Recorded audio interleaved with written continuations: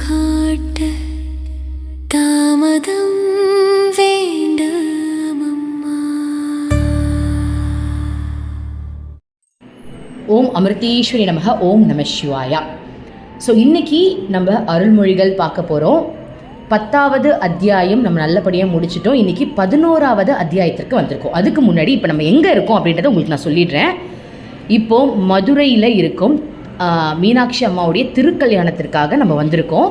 அம்மாவுடைய அருளால் அமிர்தானந்தமயி பக்தர்கள் ஒரு குறிப்பிட்ட பேர் நம்ம மதுரைக்கு வந்திருக்கோம். இதை பற்றி நான் டீட்டெயில்டாக உங்களுக்கு கண்டிப்பாக நான் உங்களுக்கு தனியாகவே போடுறேன். இது நல்லபடியாக முடிஞ்சதுக்கப்புறம் நான் போடுறேன். அப்போ தான் அனுபவங்கள் நிறைய இருக்கும், நிறைய ஷேர் பண்ண முடியும்.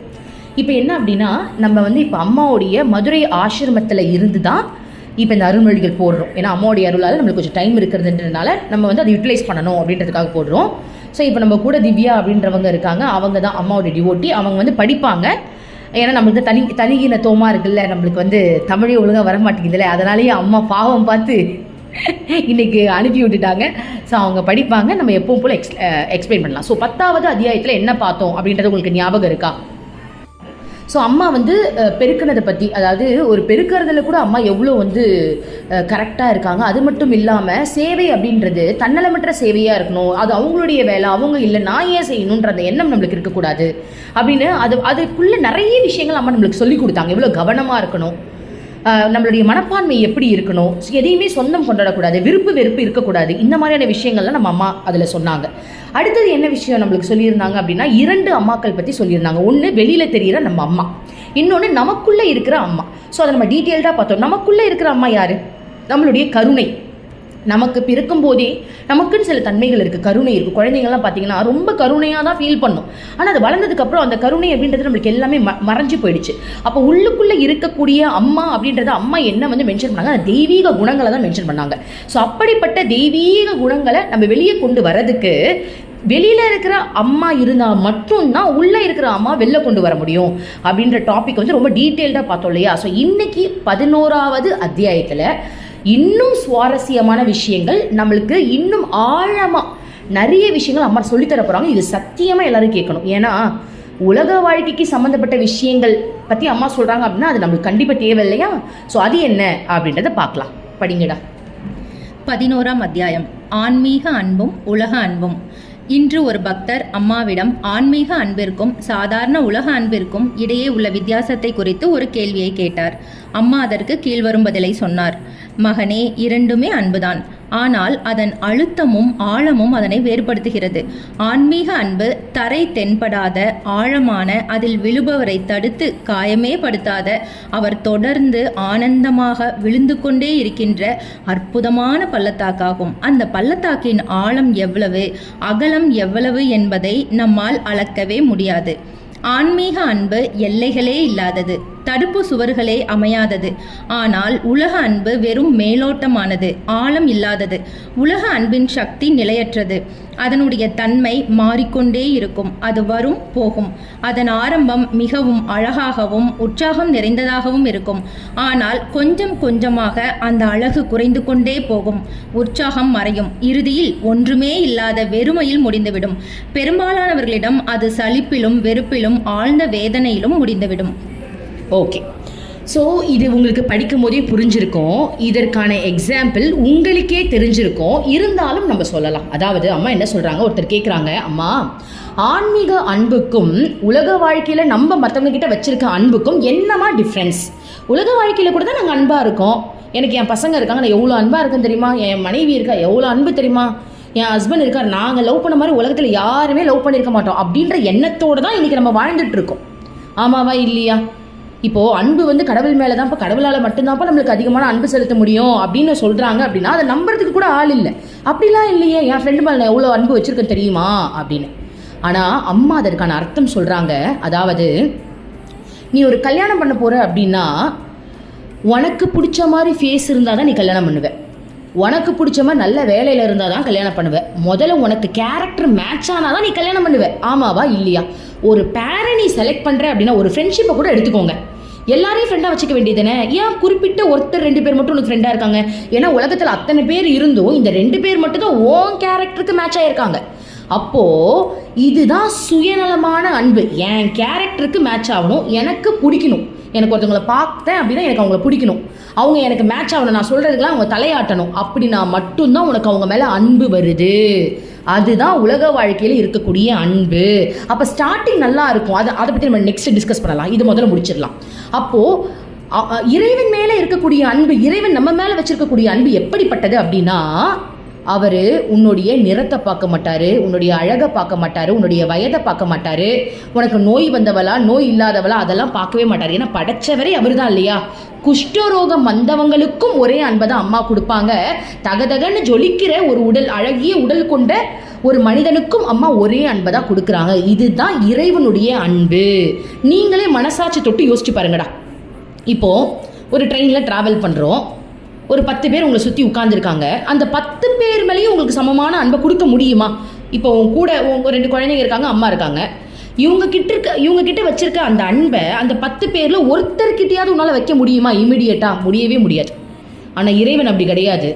இறைவன் அவர் தான் படைப்பு, அவர் தான் படைப்பின் ஸ்வரூபம், அவருடைய உடல் தான் நம்ம அப்படின்றதுனால அவருடைய அன்பு ஆழமானது. ஏன்னா அவர் லவ் பண்ணுறே அவரை தான், அவருக்கு நம்ம வேறையே கிடையாதே.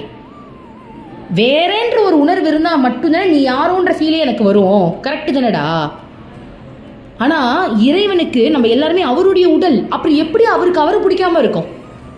ஸோ 100% இறைவனுடைய அன்பு மிகவும் ஆழமானது. அம்மா இதில் என்ன சொல்லியிருக்காங்க அப்படின்னா, இறைவன் கிட்ட நீ முழுகும் போது அது ஆழ்கடல் மாதிரி உள்ள போக போக இனிக்கும்னு சொல்கிறாங்க. அது உள்ள நீ போக போக இனிக்கும். ஏன்னா இப்போ எக்ஸாம்பிள் பாருங்கடா, இப்போ உலக வாழ்க்கையில் இருக்கக்கூடிய ஒரு அன்பு எடுத்துப்போம். அந்த அன்பில் ஸ்டார்டிங் நீங்கள் ரொம்ப அழகாக இருப்பீங்க, உங்கள் ஹஸ்பண்ட் ரொம்ப அழகாக இருப்பாங்க, அந்த அன்பு நல்லா இருக்கும்டா. ரொம்ப அந்த அவங்களுடைய சத்தியமாக சொல்கிறேன், அவங்களுடைய அழகை வந்து நம்ம ரசிப்போம். இதுவே கொஞ்சம் நாள் ஆயிடுச்சு, ஒரு 30 வயசு 35 வயசு 40 வயசு கிட்ட ஆச்சு அப்படின்னா எப்படி தெரியுமா ஃபீல் ஆகும்? அன்பு இருக்கும் இல்லைன்னு சொல்லலாம், அந்த அன்பில் சுயநலம் நிச்சயமாக இருக்கும். எப்படி தெரியுமா இருக்கும்? அப்போல்லாம் நீ ரொம்ப அழகாக இருந்த, இது கொஞ்சம் இந்த ஹேர் ஸ்டைல் மாற்றிக்கோ, ஏன் முதல்ல நீ சூப்பராக ஹேர் ஸ்டைல் பண்ணிட்டு இப்போ என்ன கொண்டையை போட்டு சுற்றிக்கிட்டு இருக்க? அது எதிர்பார்க்கும். முன்னாடி இருந்த அந்த அழகு, அந்த அந்த அந்த ஃபீல் வந்து அது கண்டினியூ ஆகணும்னு அது எதிர்பார்க்கும். ஓகேவா? ஆனால் நாள் போக போக போக நீங்கள் யோசிச்சு பாருங்கள், ஸ்டார்டிங் நீங்கள் கல்யாணம் பண்ணதுக்கும் இப்போ வாழ்கிறதுக்கும் நிறைய டிஃப்ரென்ஸ் இருக்கும். முன்னாடி இருந்த அந்த ஈர்ப்பு இப்போ இருக்கவே இருக்காது. ஓகே, ஆனால் கடவுள்கிட்ட இருக்கக்கூடிய அன்பு அப்படி கிடையாது.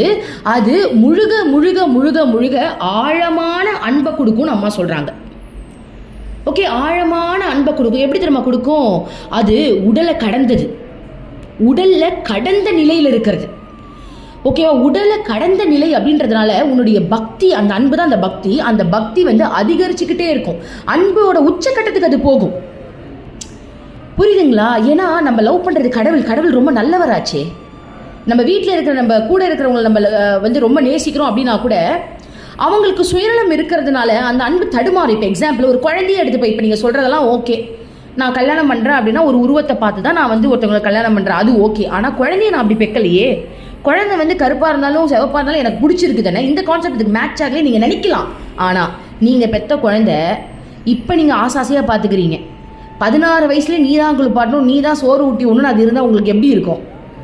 இதுவே 45 வயசுலேயே நான் வந்து நீ தான் எனக்கு சோறு ஊட்டி ஒன்று, நீ தான் எனக்கு சோறு போடணும், நீ தான் சம்பாரிச்சு வந்து எனக்கு சோறு போடணும், உங்களுக்கு எப்படி இருக்கும்? நீங்கள் வயசான காலத்துலேயும் எனக்கு தெரியும் நான் பாத்ரூம் போயிட்டு நீ வந்து எனக்கு கழுவி விடுன்னு சொன்னோம், எப்படி இருக்கும்? ஸோ அந்த அன்பு அங்கே மாறுபடுது இல்லையா? அவங்க இப்போது இன்னும் வந்து நம்ம கொஞ்சம் வெளிப்படையாக சொல்லணும்னா, உண்மையாக சொல்கிறேன், சின்ன வயசில் உனக்கு சோறு போடுவேன், பெருசான நீ தானே எனக்கு சோறு போடணும். நீ வேலைக்கே போகாமல் வீட்டில் ஒரு நாள் உட்காந்து பாருங்க, தண்ட சோறுன்ற வார்த்தை நிச்சயமாக ஒரு எந்த அப்பா அம்மாவாக இருந்தாலும் அந்த வேர்டு யூஸ் பண்ணலைனா கூட அந்த ஃபீல் வரும்.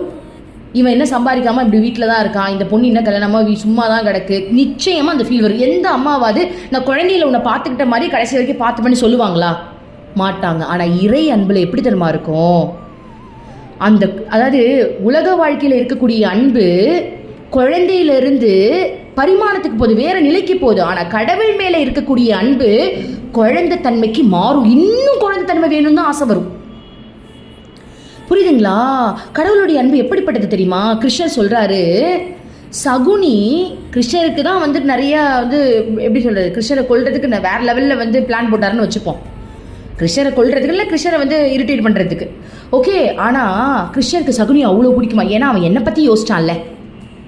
ஸோ இதுதான் இறைவனுடைய அன்பு. நீ என்னை பற்றி யோசிச்சா போதும், நீ தப்பாக நினைக்கிறியோ கரெக்டாக நினைக்கிறியோ அது இறைவனுக்கு தேவையில்லை. பாருங்க, நீ என்ன நினைச்சல, நீ என்னை வெட்டுறதா நினச்சிக்கோ, குத்துறதா நினச்சிக்கோ, என்னை என்ன வேணாலும் நினச்சிக்கோ, ஆனால் என்ன நினைச்சல எனக்கு அது போதும். எவனாவது இது ஒத்துப்பானா? உலக வாழ்க்கையில் இருக்கிறவன் எவனாவது இது ஒத்துப்பானா? சொல்லுங்க பார்ப்போம். ஒருத்தவங்க வந்து உங்களை கொலை பண்ணணும்னு நினைக்கிறாங்க, உங்களுக்கு அவங்க மேலே அன்பு வருமா, பயம் வருமா? ஆனால் கடவுளுக்கு நம்ம கொலை பண்ணுறவன்னு நினைக்கிறவன் மேலே கூட அன்பு வருது பாருங்க. அதுதான் தூய்மையான அன்பு. அவருக்கு அந்த ஏக்கம் இருக்குது பாருங்களேன். நீ என்னோடது, நீ என்னை அடித்தாலும் பரவாயில்ல, நீ என்னோடது, நீ என்னை நினைச்சல, நீ அடிக்கிறேன்னு நினைச்சாலும் நீ என்ன தானே அடிக்கிறேன்னு நினைச்ச. அதுதான்டா அன்பு. நம்ம ஹஸ்பண்ட் ஒரு அடி அடித்தா ஸ்டார்டிங் ஸ்டேஜில் நல்லா இருக்கும், என் ஹஸ்பண்டே என்னை அடிக்கிறான்னு ரொம்ப சுகமாக இருக்கும். ஆனால் போக போக என்னையாடா கை வச்சு அப்படின்ற ஃபீல் வருமா வராதா? ஸோ இறைவனுடைய அன்பு அழக்க முடியாதுடா. அதை தான் அம்மா சொல்கிறாங்க, அது ஆழமானது. இதுதான் அந்த ஆழம். அதாவது இறைவனை நீ நேசிக்கும் போது அவர் உன்னை நேசிக்கிறார். இது ஃபர்ஸ்ட் ஸ்டேஜ். செகண்ட் ஸ்டேஜ் என்ன தெரியுமா? நீ இறைவனை நேசிக்கவே இல்லைனாலும் அவர் உன்னை நேசிப்பார். அதுதான் செகண்ட், அடுத்தடுத்த நிலை. அந்த ஆழமாக உள்ள முழுகிறது அப்படின்றது என்ன அப்படின்னா, இறைவனை நீ நேசிக்கல அப்படின்னாலும் இறைவன் உன்னை நேசிப்பார். இது உலக வாழ்க்கையில நடக்குமா? கண்டிப்பாக கிடையாது. இறைவனுடைய அன்பை பற்றி பேசணும், இன்னும் பேசலாம், இன்னும் இருக்குடா, இன்னும் பேசலாம். இன்னும் எப்படி அதெல்லாம் அனுபவிக்கும் போது தான் தெரியும். இப்போது நான் ஒரு இடத்துக்கு போகிறேன்டா, எக்ஸாம்பிள் சொல்கிறேன். இப்போ நாங்கள் ஒரு நாள் ஒரு திருவிழாவுக்கு போனோம். அந்த திருவிழாவில் வந்துட்டு நான் வந்து எப்பவும் போல் ஒரு saree கட்டிட்டு போகிறேன்னு வச்சுக்கோங்களேன். ஸோ அப்போ வந்து நம்ம ஒரு புடவை கட்டிட்டு போகிறோம். ஒழுங்காக கட்டலைனா கூட, இது ஏன் இப்படி கட்டியிருக்க, இன்னும் கொஞ்சம் அழகாக போட்டிருக்கலாம்ல, ஏன் பச்சை கலர் கட்டிருக்க, உன் மூஞ்சிக்கு செட்டே அவளை இப்படி கட்டியிருக்கலாம்ல, அப்படி பண்ணியிருக்கலாம்ல. அப்போ உலக வாழ்க்கையில் இருக்கும்போது நம்ம மேலே ஏதாவது அவங்க விருப்பத்துக்கு ஏற்ற மாதிரி நான் இருந்தால் மட்டும்தான் அது கரெக்டுன்றாங்க. என் விருப்பத்துக்கு ஏற்ற மாதிரி நான் வேறு ஏதாவது ஒரு புடவை கட்டிட்டாலோ இல்லை வேறு ஏதாவது ஒரு சுடிதார் போட்டுட்டாலோ அவங்களுக்கு அது பிடிக்க மாட்டேங்குது.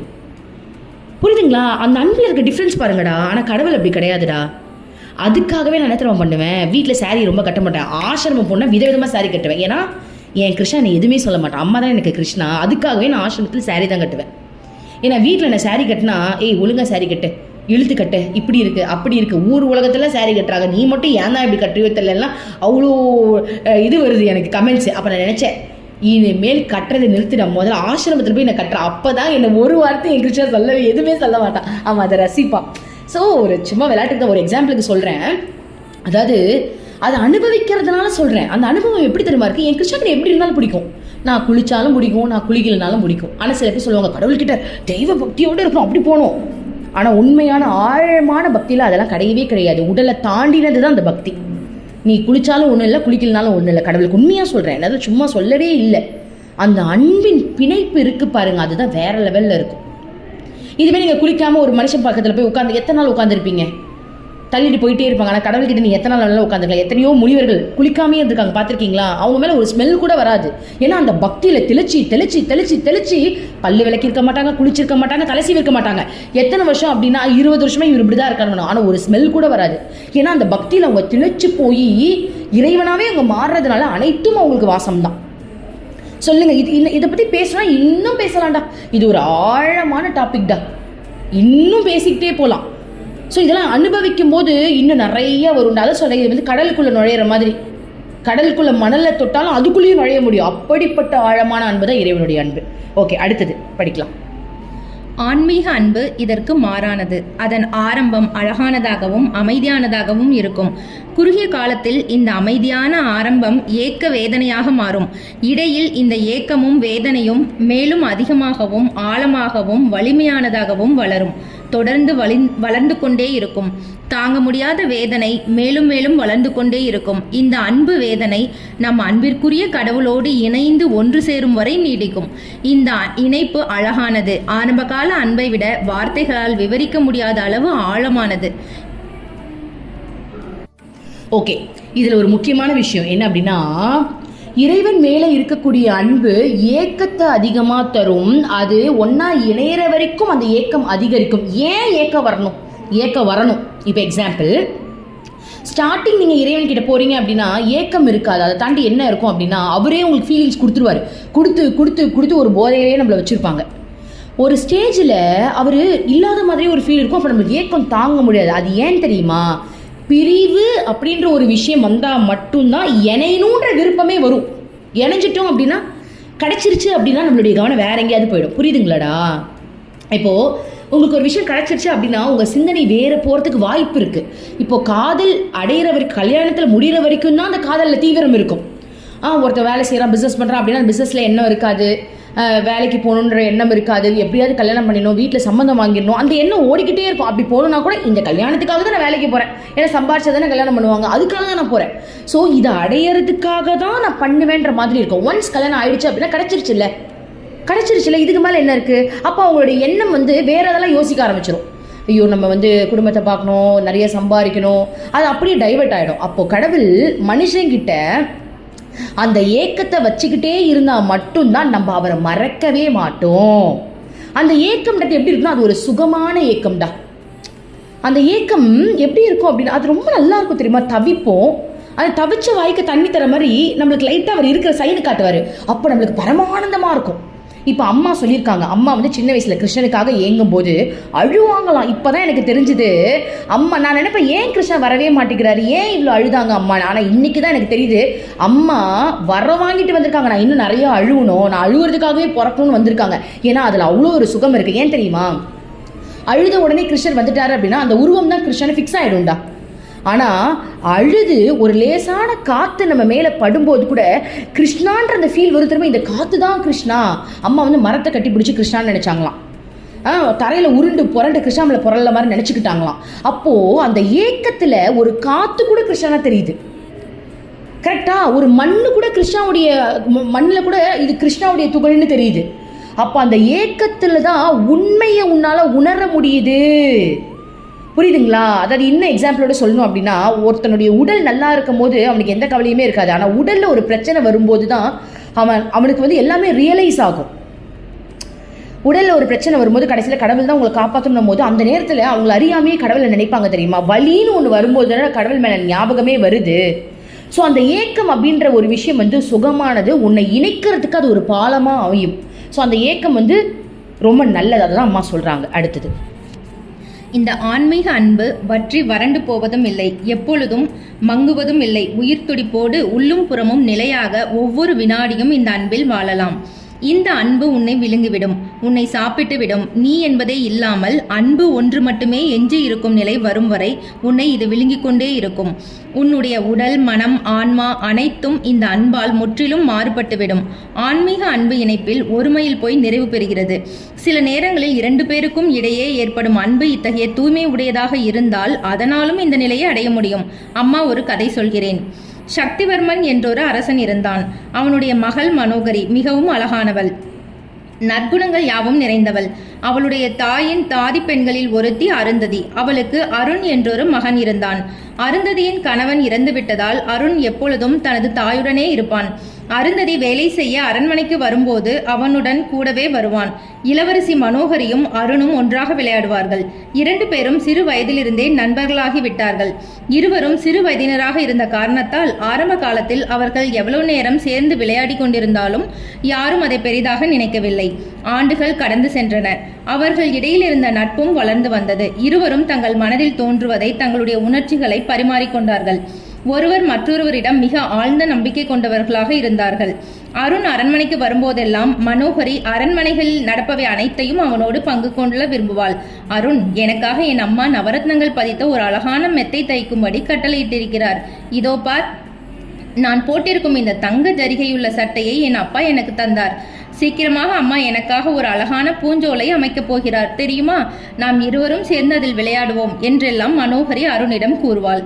அருண் இளவரசி சொல்வதையெல்லாம் கவனமாக கேட்பான். அவனும் தன் அம்மா தன்னை வளர்ப்பதற்கு இரவும் பகலும் படுகின்ற துன்பங்களை விவரிப்பான். மனோகரி நற்குணங்கள் நிரம்பியவளாதலால் அருணின் நிலை குறித்தும் அவனுடைய கஷ்டமான வாழ்க்கை குறித்தும் மிகுந்த இரக்கமும் அனுதாபமும் கொள்வாள். காலம் கடந்தது. இருவரும் சிறுவர்கள் நிலையிலிருந்து வளர்ந்து வாலிப பருவம் அடைந்தார்கள். இப்போது அவர்களுக்கிடையில் இருந்த அன்பும் உறவும் முன்பை விட மிகவும் வலிமை அடைந்தது. அவர்களுடைய காதல் பிரிக்க முடியாத அளவுக்கு வளர்ந்தது. அவர்களுடையது வெறும் சாதாரண காதல் அல்ல, ஆழமானது. ஒருவரை ஒருவர் சிறிது நேரம் பிரிந்திருப்பது அவர்களுக்கு மிகவும் வேதனை அளிப்பதாக இருந்தது. இப்போது முன்னை போல சிறுவர் சிறுமியராக இல்லாமல் வளர்ந்தவர்களாகிவிட்டதால் ஒருவரை ஒருவர் பார்ப்பது மிகவும் கடினமாக இருந்தது. என்றாலும் அவர்கள் ரகசியமாக சந்தித்து தங்கள் மனதில் பொங்கிய காதலை பரிமாறிக்கொண்டார்கள். இருவரும் அமைதியாக அமர்ந்தபடி ஆழ்ந்து ஒருவர் கண்களை மற்றொருவர் பார்த்தபடி வெளி உலகத்தையே மறந்து விடுவார்கள். மனோகரியும் அருணும் உடலால் பிரிந்திருந்த போதும் ஒருவர் மற்றொருவரை பற்றிய நினைவில் தங்களையே மறந்து விடுவார்கள். அவர்களது இருவரது நினைவும் மற்றவர் எங்கே இருப்பார், என்ன செய்து கொண்டிருப்பார் போன்ற சிந்தனையிலேயே மூழ்கியிருக்கும். பிரிவு துயர் அவர்கள் இருவருடைய மனதையும் நெருப்பாக சுட்டது. அவர்கள் இருவரும் ஒருவரை ஒருவர் சந்திக்கும் போது அந்த சந்திப்பு மிக ஆழ்ந்த தியானம் போல் இருக்கும். எதிரெதிரே அமர்ந்து ஒருவர் மற்றவருடைய கண்களை பார்த்து கொண்டே இருப்பார்கள். கண்களின் வழியாக அவர்களின் இதயங்கள் உறவு கொண்டதால் பேச்சு மூலம் தொடர்பு கொள்வதே அவர்களிடம் முற்றிலும் இல்லாமல் போய்விட்டது. ஒருவர் மற்றொருவரின் உடலை கூட தொடுவதில்லை. ஆனால் மகத்தான தூய காதலின் ஆழ்ந்த இன்பத்தை அவர்கள் அனுபவித்தார்கள். ஆழ்ந்து கதையை சொல்லிக்கொண்டு வந்த அம்மா கதையை நிறுத்தினார். சிறிது நேரம் அமைதி நிலவியது. அம்மா இப்போது தூய காதலை பற்றி சிறிது பேச ஆரம்பித்தார். குழந்தைகளே, எங்கே தூய்மையான பிரேமை இருக்கிறதோ அங்கே காமம் இல்லை. ராமன் இருக்கும்போது ராவணனால் வர முடியாது. அதாவது எங்கே தூய்மையான கரைப்படாத அன்பு இருக்கிறதோ, அதாவது ராமர், அங்கே காமம் ராவணன் வாழவே முடியாது. இது குறித்து அம்மா மற்றொரு கதையை கூறுகிறேன். ராவணன் சீதையை கடத்தி சென்று இலங்கையில் வைத்த பிறகு சீதையை தன்வசமாக்க பல வழிகளில் முயன்றான். ஆனால் அவனுடைய முயற்சிகள் அனைத்தும் தோல்வி அடைந்தன. சீதை இடைவிடாமல் ராமநாமத்தை உச்சரித்தபடியே இருந்தாள். அவள் இதயம் ராமரிடம் ஒன்றி இருந்தது. ராவணன் கொடிய அரக்கனாக இருந்தாலும் அவன் மனைவி சிறந்த குணவதியாகவும் கண்ணியமானவளாகவும் இருந்தாள். தன் கணவனை மகிழ்ச்சிப்படுத்துவதற்காக சீதையின் அன்பை பெறுவதற்கான ஒரு வழியை கூறினாள். பிரபு, உங்களால் நீங்கள் விரும்பும் வடிவத்தை எடுக்க முடியும். நீங்கள் ராமரின் வடிவத்தில் சீதையை அணுகுங்கள். நிச்சயம் அவள் உங்களுக்கு சொந்தமாகி விடுவாள் என்றாள். இதை கேட்ட ராவணன், நான் ராமனாக மாறியவுடன் என்னிடம் காமமே இல்லாமல் போய்விடுகிறது. பிறகு காமத்திற்காக அவளை அணுகுவதில் என்ன அர்த்தம் இருக்கிறது என்றான். உண்மையான அன்பு என்பது உடலுக்கு அப்பாற்பட்டது. அந்த அன்பு இதயங்களுக்கு இடையில் நிகழ்வது. உடலுக்கும் உண்மை அன்புக்கும் இடையில் எந்தவிதமான தொடர்பும் இல்லை. அம்மா மனோகரி அருண் கதையை தொடர்ந்து சொல்ல ஆரம்பித்தார். அவர்கள் இருவரும் வேறு விஷயங்களில் ஆர்வத்தை இழந்து போனார்கள். மனோகரி அரண்மனையில் தன் தனி அறையில் பிரிவாகிய நெருப்பை போல் எரிகின்ற வேதனையில் வெந்து கொண்டிருந்தாள். அருண் தன் காதலை பிரிந்த கடும் துன்பத்தால் அரண்மனையை சுற்றி அலைந்து கொண்டிருந்தான். காதலை நெருப்பு ஜுவாலை அவர்களை எரித்து பொசுக்கியது. அவர்களது இதயங்கள் எரிகின்ற நெருப்பு கொழுந்து போல் இருந்தன. அரசனும் அரசியும் தங்கள் மகளிடம் காணப்பட்ட மாற்றத்தை கண்டனர். அவர்களுக்கு என்ன நேர்ந்தது என்ற அதிர்ச்சியும் வியப்பும் அடைந்தனர். அதன் காரணத்தை கண்டறிய ரகசிய ஒற்றர்களை அமர்த்தினர். சீக்கிரத்திலேயே அருணுக்கும் மனோகரிக்கும் இடையே இருந்த காதல் விவகாரம் தெரிந்தது. அது அரண்மனை முழுவதும் பரவியது. உடனே அரசன் கோபம் கொண்டு அருணை நெடுந்தொலைவில் இருந்த தீவு ஒன்றுக்கு நாடு கடத்திவிட்டான். அதோடு உணவில் விஷம் வைத்து அவனை கொன்று புதைத்து விடும்படி ஆணையிட்டான். வீரர்களும் அரசன் சொன்னதற்கேற்ப அருணுக்கு விஷம் கொடுத்தனர். யாருக்கும் சந்தேகம் ஏற்படாமல் இருக்க வேண்டும் என்பதற்காக சவப்பெட்டியை பயன்படுத்தாமல் அவனை ஒரு சாதாரண மரப்பெட்டியில் வைத்து நள்ளிரவில் குழி தோண்டி புதைத்து விட்டனர். சில வினாடிகள் அம்மா கதை சொல்வதை நிறுத்திவிட்டு கண்களை மூடியவாறு அமர்ந்திருந்தார். இடையிடையே சில முறை ஆனந்தம் பொங்க சிரித்தார். மேலும் சில நிமிடங்கள் கழித்து அம்மா கண்களை திறந்தார். தனது வலது கையை தூக்கி காற்றில் சுழற்றி முத்திரை காட்டியபடி சிவசிவா சிவசிவா என்று கூறினார். யாரோ ஒருவர் கதையை சொல்லும்படி கூறும் வரையில் அங்கே ஆழ்ந்த அமைதி நிலவியது. அம்மா கதையை தொடர்ந்தார். நல்லது, இப்போது நாம் எங்கே இருக்கிறோம்? அந்த தீவில் குறிப்பிட்ட இடத்தில் அருணை புதைத்து விட்டார்கள். கதை தொடர்ந்தது. அரசனுடைய சேவகர்கள் அருணை புதைக்கும் போது 2 கொள்ளையர்கள் அருகில் இருந்து புதரில் மறைந்திருந்து அதை பார்த்து கொண்டிருந்தார்கள். இருட்டாக இருந்ததால் சில வீரர்கள் சேர்ந்து ஒரு பெரிய பெட்டியை தோளில் தூக்கி வந்து பூமியில் புதைத்ததையே பார்த்தார்கள். வீரர்கள் அங்கிருந்து சென்றதும் அவர்கள் விலை உயர்ந்த புதையலை புதைத்துவிட்டு சென்றிருக்கக்கூடும் என்று நினைத்து இருவரும் உடனடியாக அந்த இடத்தை தோண்டி பெட்டியை மேலே எடுத்தார்கள். அந்த கொள்ளையர்கள் கடவுள் தங்களுக்கு மிகப்பெரிய செல்வத்தை அளித்திருக்கிறார் என்று நினைத்து ஆனந்தமும் பரபரப்பும் அடைந்தார்கள். ஆனால் அந்த பெட்டியை திறந்தபோது அதில் அவர்கள் எதிர்பார்த்தது போல் புதையல் இல்லை, ஒரு மனிதன் இருந்தான். அவர்கள் அவனை ஒரு பிணம் என்று நினைத்தார்கள். அருணின் மார்பில் சிறு அசைவு இருந்ததைக் கண்டு கொள்ளையர்கள் அவன் உயிரோடு இருப்பதை தெரிந்து கொண்டார்கள். நினைவு இல்லாமல் இருந்தாலும் அருணுக்கு லேசாக மூச்சு இருந்தது. அவர்கள் அவன் முகத்தின் மீது தண்ணீரை தெளித்தார்கள். பிறகு அவனை பெட்டியிலிருந்து வெளியில் எடுத்தார்கள். சிறிது நேரத்தில் அருணுக்கு நினைவு திரும்பியது. குடிப்பதற்கு அருணுக்கு தண்ணீர் கொடுத்தார்கள். தண்ணீரை குடித்த உடனே அருண் வாந்தி எடுக்க ஆரம்பித்தான். தொடர்ந்து கொஞ்ச நேரம் வாந்தி எடுத்துக்கொண்டே இருந்தான். பிறகு வாந்தி நின்று விட்டது. அவன் வயிற்றில் இருந்த விஷம் முழுவதும் வெளியேறிவிட்டது. அருண் திகைப்போடு சுற்றுமுற்றும் பார்த்தான். அவனுக்கு தான் உயிரோடு இருப்பது திகைப்பையும் ஆச்சரியத்தையும் தந்தது. கொள்ளையர்கள் அவனிடம் திரும்ப திரும்ப பல கேள்விகளை கேட்டார்கள். அவன் ஒன்றுக்கும் பதில் சொல்லவில்லை. அவன் பேசவே இல்லை. வெறுமனே அவர்களை பார்த்தபடி இருந்தான். என்னமோ தெரியவில்லை. 2 திருடர்களுக்கும் அருண் மீது இரக்கமும் பரிதாபமும் தோன்றின. மேற்கொண்டு அவர்கள் அவனிடம் எந்த கேள்வியும் கேட்கவில்லை. அவனை ஒன்றும் செய்யாமல் விட்டுவிட்டார்கள். தன்னை ஆசுவாசப்படுத்திக் கொண்ட அருண் வேறு உலகில் இருப்பவனைப் போல எழுந்து இருட்டிற்குள் நடந்தான். அரசன் அருணை நாடு கடத்தியதையும் அவனுக்கு விஷம் வைத்து கொன்றதையும் ரகசியமாக வைத்திருந்தான். அரசியும் போர் வீரர்களும் யாரிடமும் சொல்ல மாட்டோம் என்று சத்தியம் செய்திருந்தார்கள். மனோகரிக்கு அருணுக்கு ஏற்பட்டதெல்லாம் தெரியாது என்றாலும் அருண் நாடு கடத்தப்பட்ட உடனே பொறுக்க முடியாத கடுமையான மனவேதனை ஏற்பட்டது. அவன் உயிரோடு புதைக்கப்பட்டதும் எல்லையற்ற மனவேதனையும் உடல் வேதனையும் அவளுக்கு ஏற்பட்டது. தேம்பி தேம்பி துடிதுடித்து அழுதாள். பல நாட்களாக அருணிடமிருந்து அவளுக்கு எந்த செய்தியும் வரவில்லை. அவர்கள் இருவரும் ஒருவரை ஒருவர் பார்த்து நீண்ட நாட்களாகிவிட்டன. அவர்கள் சந்தித்து அதைவிட நீண்ட காலமாகிவிட்டது. நாளுக்கு நாள் அருணை காணாததாலும் அவனை பற்றி எந்த செய்தியும் கிடைக்காததாலும் மனோகரியின் மனவேதனை அளவில்லாமல் வளர்ந்தது. அவள் உடம்பை பாதிக்க துவங்கியது. அவள் இளைத்து எலும்பும் தோலுமாக மாறிவிட்டாள். உண்ணவோ அருந்தவோ அவளுக்கு முடியவில்லை. தன் காதலன் அருணையே நினைத்து கொண்டிருந்தாள். அவளுடைய நிலையை கண்டு அரச குடும்பம் முழுவதும் பெரும் கவலை கொண்டது. நடக்கவோ எழுந்து நிற்கவோ கூட முடியாத நிலைக்கு மனோகரியின் உடல்நிலை சிதைந்து படுக்கையிலேயே கிடந்தாள். புகழ்பெற்ற மருத்துவர்கள் பலர் வந்து மருத்துவம் செய்தார்கள். எல்லா வகையான மருந்துகளையும் பயன்படுத்தினார்கள். பலன் ஏதும் இல்லை. அவளுடைய உடல்நிலையில் சிறிதும் மாற்றமில்லை. முகம் வெளுத்து உயிர் கலையை இழந்துவிட்டது. ஆனால் எந்த நேரமும் அவள் கண்கள் திறந்தபடியே இருந்தன. மிக கடுமையான உடல் நோயால் வேதனைப்பட்ட போதும் தன்னுடைய காதலனுடன் இருக்க வேண்டும் என்ற பேரார்வத்தால் அந்த கண்களில் அன்பு ஒளி வீசியது. அதிசயிக்கத்தக்க வகையில் அவ்வப்போது அவள் உடலில் சிராய்ப்புகளும் விசித்திரமான காயங்களும் வெட்டுகளும் ஏற்பட்டன. யாராலும் அதற்கான காரணத்தை கண்டுபிடிக்க முடியவில்லை. ஏனென்றால் அப்படிப்பட்ட காயங்கள் வெட்டுகள் ஏற்படுத்தக்கூடிய ஆயுதங்கள் எதுவும் அந்த அறையில் இல்லை. இது மருத்துவர்களுக்கு புரியாத பெரும் புதிராக இருந்தது. சில நேரங்களில் அவள் கீழே விழுந்து விடுவாள். மற்ற நேரங்களில் மெத்தையின் மூலையில் சுருண்டு கிடப்பாள். எப்போதாவது சில நேரங்களில் திடீரென்று தனக்குள் முணுமுணுப்பாள்.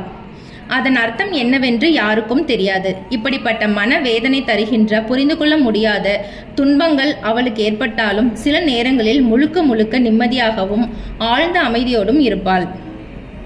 அம்மாதிரி நேரங்களில் ஓர் இளவரசிக்கான கம்பீரத்தோடு கண்ணியமாகவும் சாதாரணமாகவும் இருப்பாள். ஆனால் யாருடனும் பேசுவதில்லை. தன் அறைக்குள் யார் வருவது யார் போவது என்பது பற்றி துளியும் கவனமே கொள்ளாதவளாக இருந்தாள். யாராலும் அவளுடைய இந்த நிலைக்கான காரணத்தை கூற முடியவில்லை. அரண்மனையில் இருப்பவர் அனைவருக்கும் இளவரசியின் நிலை ஒரு பெரிய அதிசயமாகவே இருந்தது. இதற்கிடையில் தீவில் அருண் தன்னந்தனியாக இருந்தான். தன் மனவேதனையை கொட்டி ஆறுதல் பெற அவனுக்கு யாரும் இல்லை. அவன் அந்த தீவில் தன் அன்பிற்குரிய காதலியை தேடி குன்றுகளிலும் பள்ளத்தாக்கிலும் ஆற்றங்கரையிலும் காடுகளிலும் அலைந்தான். அவனுடைய வெளித்தோற்றம் நீண்ட தலைமுடியும் தாடியும் வளர்ந்து பார்ப்பதற்கு பைத்தியக்காரனைப் போல இருந்தான். அவன் உடம்பு மிகவும் இளைத்து எலும்புக்கூடு போல் ஆகிவிட்டது. அவன் கண்கள் குழி விழுந்து இருக்கும் இடமே தெரியாமல் கிடந்தன. என்றாலும் அவைகளில் அன்பின் ஒளி பிரகாசித்துக் கொண்டிருந்தது. அவன் ஊன் உறக்கத்தை அறவே மறந்துவிட்டான். அவன் உதடுகளில் எப்பொழுதும் காதலியின் பெயரான மனோகரி என்பதே ஒலித்துக் கொண்டிருந்தது. அவன் தோற்றம் பைத்தியக்கார விடுதியிலிருந்து தப்பித்து வந்தவன் போல் இருந்தாலும் இவைகளை எல்லாம் தாண்டி ஒரு அதிசய சக்தி அவனை சுற்றி இருந்தது. அந்த தீவில் இருந்தவர்களுக்கு அருணையும் அவனுடைய விசித்திரமான பழக்க வழக்கங்களையும் மிகவும் பிடித்து போய்விட்டது. எல்லோரும் அவனிடம் மிகுந்த அன்பு செலுத்தினார்கள். நாட்கள் செல்ல செல்ல அருண் மனோகரியிடம் கொண்ட பிரேமையின் ஆழம் அதிகரித்தது. சில நேரங்களில் வாய்விட்டு உரக்க மனோகரி மனோகரி என்று அழைப்பான். சில நேரங்களில் பார்ப்பவர்களிடம் என் உயிர் காதலி மனோகரி எங்கே, நீங்கள் அவளை பார்த்தீர்களா என்று கேட்பான். பெரும்பாலான நேரத்தை அவன் காட்டிலேயே கழித்ததால் அங்குள்ள விலங்குகள், பறவைகள், மரம், செடி கொடிகள், ஏன் மணல்களிடத்தில் கூட தன்னுடைய காதலியை கண்டீர்களா என்று கேட்க ஆரம்பித்து விட்டான். இதை சொல்லிக்கொண்டே வந்த அம்மா மறுபடியும் முன்போல பக்தி பரவச நிலையை அடைந்தார். அவருடைய கண்கள் மூடிக்கொண்டன. தாரை தாரையாக கண்களில் இருந்து பெருகிய கண்ணீர் கன்னங்களில் வழிந்தது. அம்மா அந்த கதையை சொல்லி வந்த முறை கேட்டுக்கொண்டிருந்த எல்லோருடைய இதயங்களையும் தொட்டது. அவர்கள் கண்களிலும் கண்ணீர் நிறைந்தது. அம்மா தூய அன்பை பற்றி சிறிது பேசினாலும் இந்த உலக நினைவிலிருந்து முற்றிலும் விடுபட்டு விடுகிறார். அம்மா அன்பு என்பது அம்மாவின் உண்மையான இயல்பாக உள்ளது. அதை பற்றி பேசும்போது தன் மனதை சாதாரண உலக நிலையில் இருத்துவது அம்மாவிற்கு மிகவும் கடினமான ஒரு சோதனையாகும். சிறிது நேரம் கழித்த பிறகு அம்மா மறுபடியும் சாதாரண உலக நிலைக்கு வந்து கதையை சொல்ல துவங்கினார். அருண் மனோகரிடம் கொண்ட அன்பானது அவன் முன்னால் கொடிய காட்டு விலங்குகள் வந்தால் கூட அமைதியாக ஆகிவிடும் அளவுக்கு அவன் செல்லும் இடமெல்லாம் பொங்கி பரவியது. சிங்கங்களும் புலிகளும் அவன் நண்பர்களாயின. அவை அன்பால் அவ்வளவு சாதுவாகி மான், முயல் ஆகியவைகளோடு மகிழ்ச்சியாக படுத்து கிடந்தன. அருணின் துயரத்தை உணர்ந்து அவன் அழும்போதெல்லாம் அவையும் அழுதன. காதலின் ஆழ்ந்த மகிழ்ச்சியால் அவன் தன்னை மறந்து சுழன்று சுழன்று ஆடும்போது அவைகளும் அவனோடு சேர்ந்து மகிழ்ச்சியோடு ஆடின.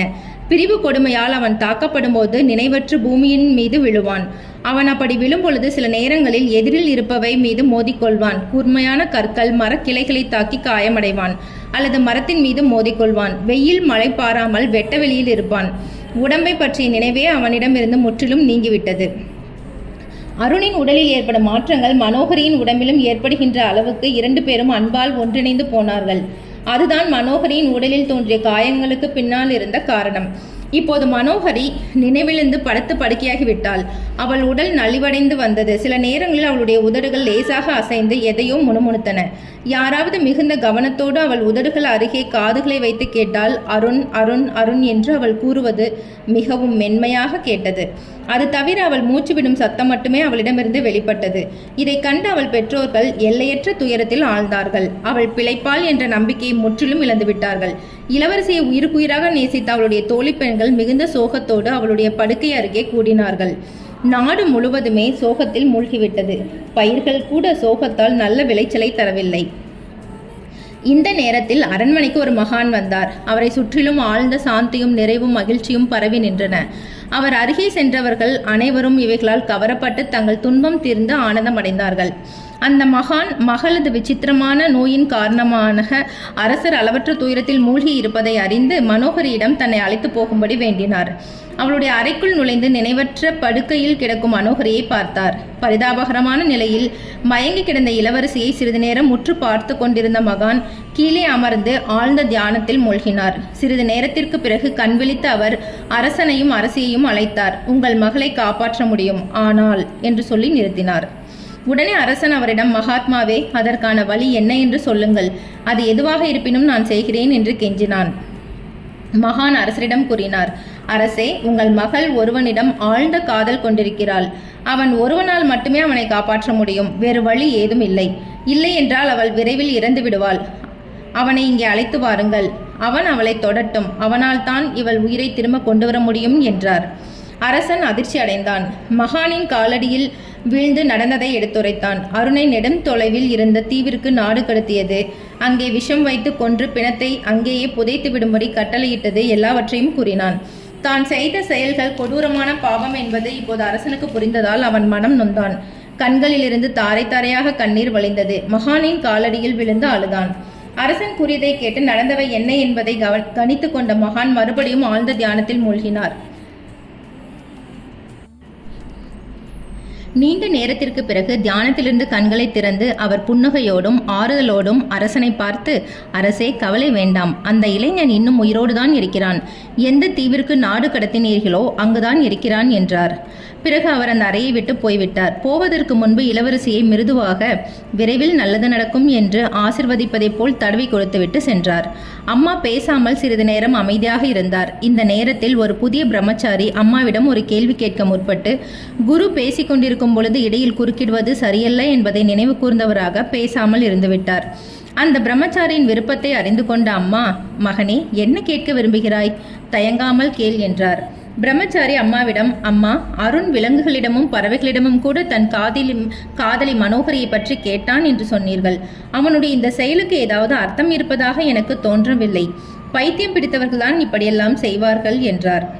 அம்மா பிரம்மச்சாரியின் இந்த கேள்விக்கு பதில் கூறினார். மகனே, நீ சொல்வது சரிதான். அருண் பைத்தியம்தான், அன்பு பைத்தியம்.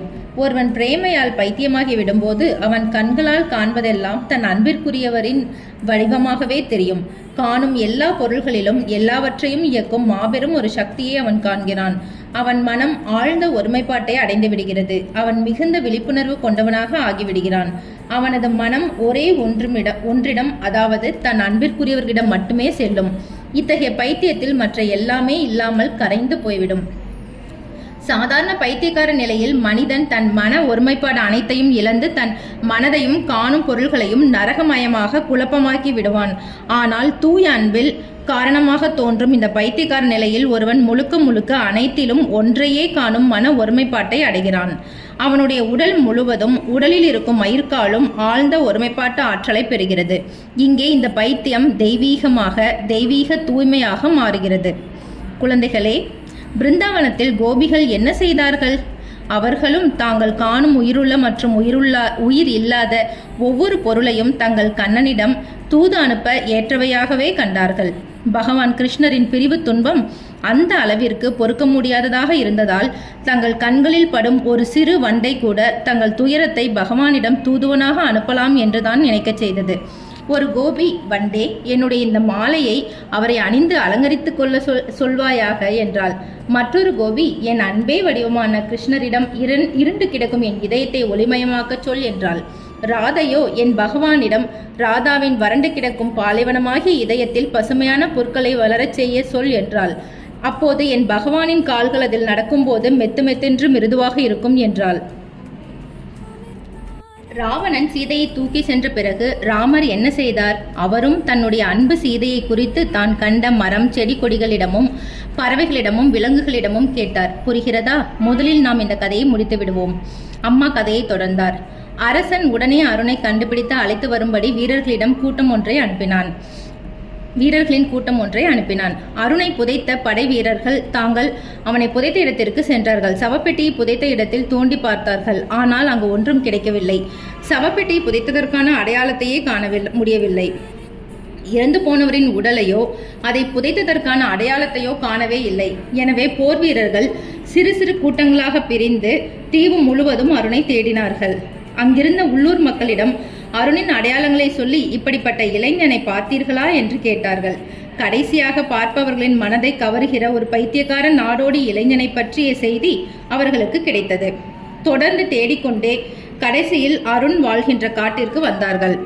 ஒரு இளைஞன் சிங்கம், புலி, மான், அணில், பறவை மற்றும் காட்டில் வசிக்கும் கொடிய விலங்குகளுக்கு இடையில் நடனமாடிக்கொண்டும் பாடிக்கொண்டும் சிரித்துக்கொண்டும் இருப்பதை கண்டார்கள்.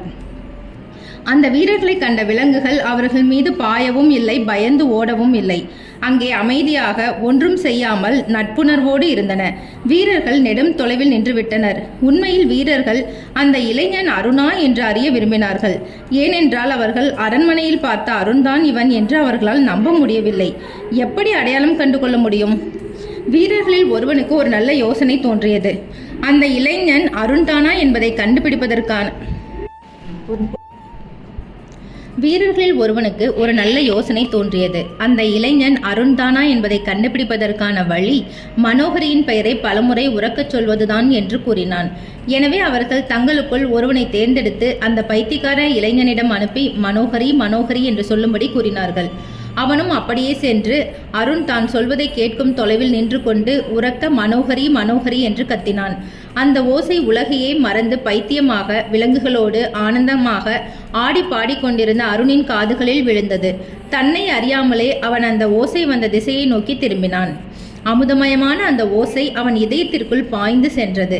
ஓசை வந்த திசையை நோக்கி நடக்க ஆரம்பித்தான். பிறகு வேகமாக ஓடினான். இறுதியில் அந்த ஓசை எழுப்பிய வீரர்கள் நின்று கொண்டிருந்த இடத்தை அடைந்து கீழே மயங்கி விழுந்தான். அவர்கள் அந்த இளைஞன் அருண்தான் என்பதை கண்டு கொண்டார்கள். அவனை தங்கள் தோள்களில் தூக்கி கொண்டார்கள். விலங்குகளுக்கும் பறவைகளுக்கும் தொலைவிலேயே நின்று கொண்டு இவ்வளவு நாட்கள் தங்களிடையே இருந்த தங்களுடைய அன்பிற்குரிய இளைஞன் இவ்வாறு தங்களிடமிருந்து பிரிந்து செல்வதை பார்த்து அவைகள் கண்ணீர் வடித்தன. அருண் நாட்டிற்கு அழைத்து வரப்பட்டான். அவன் மனோகரியின் கட்டிலின் அருகே நின்றதும் அவன் உடலில் இருந்து ஒரு ஒளி வெளிப்பட்டது. அருண் சும்மா நின்றதே மனோகரியின் உடம்பில் உயிரையும் சக்தியையும் திரும்ப வரவழைத்து விட்டது. அவன் அவளை தொட்டதும் மனோகரி ஆழ்ந்த தூக்கத்திலிருந்து எழுபவள் போல் மெல்ல எழுந்தாள். அவள் தன் காதலனால் தொடப்படும் போது தெய்வீக பரவசத்தில் இருப்பது போலவே உணர்ந்தாள். அவள் அவனை பார்த்து மென்மையாக புன்னகைத்தாள். அவனும் புன்முறுவல் பூத்தான். அவர்களுடைய கண்கள் ஆழ்ந்த காதலை பரிமாறிக்கொண்டன. அவர்கள் இருவரும் எப்போதுமே பிரியாதவர்கள் போலவே தோன்றினார்கள். ஒரு வகையில் அவர்கள் பிரியவே இல்லை. அரசனும் அரசியும் மகிழ்ச்சியிலும் நன்றி உணர்விலும் திளைத்தார்கள். அரண்மனையில் இருந்து இதனை கண்ட வேலைக்காரர்கள் அனைவரும் முகத்தில் ஆனந்தம் பொங்கி எல்லோரும் இந்த மகிழ்ச்சியான செய்தியை கூற வெளியில் ஓடி வந்தார்கள். ஆனால் அந்த காதலர்கள் விரும்பியது அந்த அரண்மனையையோ உலகையோ அல்ல. இந்த உலகில் உள்ள எதையும் அவர்கள் விரும்பவில்லை. நாடு கடத்துவதற்கு முன்பே அவர்களுடைய இதயங்கள் இணைந்து விட்டன. அவர்களுடைய உலகம் காதல் உலகம். இருவரும் ஆன்மீக வாழ்வை தேர்ந்தெடுத்தனர். அவர்கள் இதயங்கள் நிலையாக காதலில் இணைந்து இசைந்து ஒன்றாகிவிட்டதால் இருவருமே சந்நியாசம் மேற்கொண்டு விட்டார்கள். இவ்வாறு அம்மா, அருண், மனோகரி ஆகிய இருவருடைய காதல் கதையை சொல்லி முடித்தார்.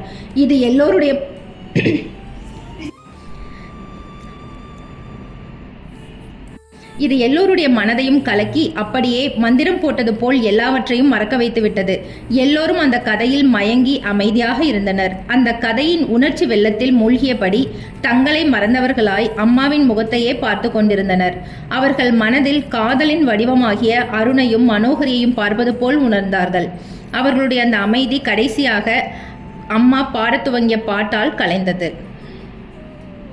ஓம் அமிர்தேஸ்வரி நமக. ஸோ எல்லாரும் இந்த கதையை கேட்டிருப்பீங்க. ஆக்சுவலி அம்மா எதுக்காக இந்த கதையை சொன்னாங்க அப்படின்னா, அதாவது உலக வாழ்க்கையில் வாழ்கிறவங்க புனிதமான உணர்வை மட்டும் தேர்ந்தெடுத்து அந்த உணர்வுக்குள்ளே முழுகினாங்க அப்படின்னா அவங்களாலையும் ஆன்மீக வாழ்க்கைக்கு வர முடியும் அப்படின்றது தான் இந்த கதை. புரியுதுங்களா? என்னடா இவ்வளோ நேரம் அம்மா வந்து உலக வாழ்க்கையில் இப்படிப்பட்ட அன்பு இருக்காதுன்னு சொல்லிட்டு திடீர்னு இவ்வளோ பெரிய கதையை சொல்கிறாங்க அப்படின்ற தாட் வந்திருக்கும். ஆனால் என்ன சொல்லியிருக்காங்க அப்படின்னா, உலக வாழ்க்கையில் இருக்கக்கூடிய நீங்களும் அந்த காதல் அப்படின்ற அந்த உணர்வுக்கு இம்பார்ட்டன்ஸ் கொடுத்து உண்மையான காதலில் முழுகுனீங்க அப்படின்னா கிடைக்க வேண்டியது கிடைச்சிட்டு அதுக்கப்புறம் ஆட்டோமேட்டிக்காக அவங்க எப்படி சன்னியாசத்துக்கு போனாங்க, ஏன்னா அவங்க இணைஞ்சிட்டாங்க இல்லையா, அதுக்கப்புறம் இணையத்துக்கு அவங்க ஒன்றுமே கிடையாது. அதை விட தாண்டி இருக்கக்கூடிய அடுத்த நிலையான இறைவனை அடையணும் இல்லையா, அதுக்கு ஆட்டோமேட்டிக்காக அவங்க வந்து போயிடுவாங்க. ஆனால் இன்னைக்கு நம்ம உலகத்தில் இருக்கிறத யோசிச்சு பாருங்க, இந்த நிலை இன்னைக்கு இருக்கா? ஒரு நிமிஷம் யோசிச்சு பாருங்கடா, இருக்கா? ரொம்ப கஷ்டம்டா. அவங்களாம் ரொம்ப நல்லவங்க, தூய்மையானவங்க. எனக்கு தெரிஞ்சு கிருஷ்ணாவும் ராதாவும் அவதாரமாக பூமியில் வந்து இந்த வாழ்க்கையை வாழ்ந்து காட்டியிருக்காங்கன்னு எனக்கு தோணுது இந்த கதையை கேட்கும் போது. ஏன்னா இப்படிப்பட்ட ஒரு காதல் புனிதம் இன்னைக்கு ஒருத்தவங்களுடைய உணர்வில் வருதான்னு கூட தெரியல. ஆக்சுவலி கரெக்டு தானே? அந்த காதல் எங்கே போகுதுன்னே தெரியல. வர காதல் எத்தனை வருஷம் நீடிக்குதுன்னு கூட தெரியல. இந்த மாதிரி ஒரு விஷயம் இங்கே இருக்கா? அப்படி இருந்ததுன்னா சந்தோஷம். அப்படி இருந்ததுன்னா அது உடல் சார்ந்ததாக இல்லவே இல்லை. பாருங்க, அவங்க அந்த அந்த காதலில் உடல் சார்ந்த ஒரு விஷயமே இல்லை, உணர்வு மட்டுமே இருந்தது. இதையும் கலந்துருச்சு, பேசிக்க கூட மாட்டாங்களாம். அதுதான் தெய்வீக காதல். அப்படிப்பட்ட தெய்வீக காதலை பிடிச்சிங்கன்னா கூட நீங்கள் ஆன்மீகத்துக்கு வந்துட முடியுன்றாங்க. ஆனால் அப்படிப்பட்ட தெய்வீக காதல் நம்மளால் பிடிக்க முடியுமா? முடியும். எப்படி நம்ம முடியும்? இப்போ கிருஷ்ணாவை, இறைவனை லவ் பண்ணால் நம்மளும் இந்த தெய்வீக காதலுக்கு போயிடுவோம். நான் லவ் பண்ணுற ஒரு பர்சனே சராசரி மனுஷனாக இருக்காங்க, அவங்களுக்கும் லவ்வை பற்றி ஒன்றும் தெரில, எனக்கும் லவ்வை பற்றி ஒன்றும் தெரியல. லவ்வை பற்றி தெரியாத ரெண்டும் ஒன்றா சேர்ந்து லவ் பண்ணால் என்ன நிலைமையாகும்? இன்றைக்கி உலகம் அப்படி தான் இருக்குது. கரெக்டு தானே? ஸோ அப்போது அதனால தான் கடவுள் பார்த்தாரு போல் இருக்குது. நானே வரேன், லவ்னா என்ன நானே உங்களுக்கு சொல்லித்தரேன். இந்த மனோகரி அருண் கதெல்லாம் என்றைக்கோ நடந்தது, எங்கேயோ நடந்த ஒரு விஷயம். ஆனால் இன்றைக்கி பாருங்கள், இன்றைக்கி அப்படிப்பட்ட காதல், அந்த உணர்வை கூட நம்மளுக்கு வந்து கரெக்டாக ஹேண்டில் பண்ண தெரியல. அந்த உணர்வை வந்து நம்ம டக்குன்னு வேறு மாதிரி யூஸ் பண்ணிடுறோம். கரெக்டாக ஒரு காதல் வந்துருச்சு அப்படின்னா அது அடுத்த ஸ்டேஜான அந்த உடல்நிலைக்கு போயிடுது. ஸோ அப்போ அந்த கரெக்டான ஒரு விஷயத்தை நம்ம ஃபாலோ பண்ணுறதில்ல இல்லையா? ஆனால் கடவுள்கிட்ட நீங்கள் அந்த உணர்வை கொடுக்கும்போது, கடவுளை நம்ம லவ் பண்ணும்போது அந்த உணர்வு நிலையிலே இறைவன் நம்மளை வச்சிருப்பார் தெரியுமா, அது வேறு லெவலில் இருக்கும். ஸோ கடைசியில் வந்து நம்ம மனோகரிக்கு ரிலேட்டடாக நம்மளும் வந்து இறைவனை லவ் பண்ணி இறைவனையும் அடைஞ்சிட முடியும். ஸோ அதுதான் அம்மா சொல்கிறாங்க, நீங்கள் உலக வாழ்க்கையில் இருந்துட்டு இந்த உணர்வுகளை யூஸ் பண்ணுறீங்க அப்படின்னா அந்த உணர்வுகளை அம்மா சொன்ன கதைக்கு ஏற்ற மாதிரி இருந்தது அப்படின்னா நம்மளும் இறைவனை அடைய முடியும் அப்படின்றத இந்த கதை. ஓகே, ஸோ இது எல்லாருக்கும் ஒரு ஆழமான ஒரு தாக்கத்தை கொடுத்துருக்கும்னு நான் நம்புகிறேன். எனக்கும் கொடுத்துச்சு. இந்த கதையை வந்து நான் கிருஷ்ணாவையும் நினச்சி தான் கேட்டேன். ஸோ ரொம்ப புனிதமாக இருந்தது இல்லையா? எனக்கு தெரிஞ்சு அவங்க ஒரு மிகப்பெரிய அவதாரம் தான். ஏன்னா இப்படிப்பட்ட புனிதமான காதலில் நான் இது வரைக்கும் என் கண்ணால் பார்க்கல. ஓகே, சரி. ஸோ நாளைக்கு இன்னும் என்ன சுவாரஸ்யமான விஷயங்கள் அம்மா சொல்கிறாங்க அப்படின்றத பார்க்கலாம். ஓம் அமிர்தேஸ்வரி நமக. ஓம் நம சிவாயா.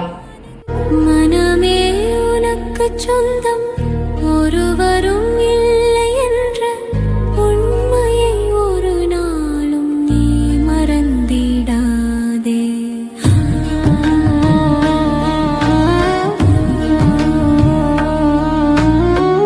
அர்த்தமற்ற கர்மங்களை செய்து கொண்டே சம்சாரத்தில் பயனின்